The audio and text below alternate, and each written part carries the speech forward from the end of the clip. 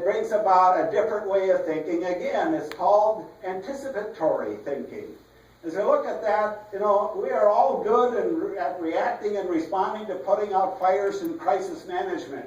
That's a whole way we've trained managers today, is to be really good at that. And it's so stupid, because we really need to be saying what's going on and what can we bring them to us for. And so as we look at these skills, with that skill up above, General Motors, Blockbuster, BlackBerry, they're all crumpled. And during the decade of the 80s, we lost 1/2 the Fortune 500 companies in 1 decade.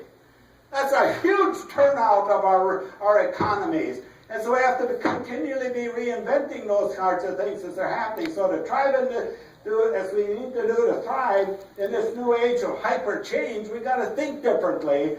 And so we see what may seem impossible, but it's not. Much of the future's there for you to see it when you know where and when to look for it. It's there.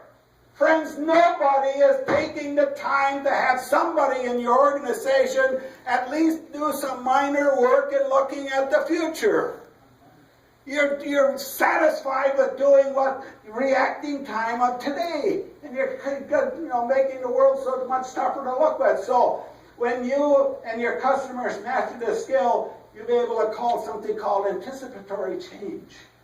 And so you're on the front end of the ride in doing these kinds of business. There's an old guy named Bucky Fuller. He said, you never change things by fighting the existent reality. And to change something, you build a new model that makes the existing model obsolete. That's what we're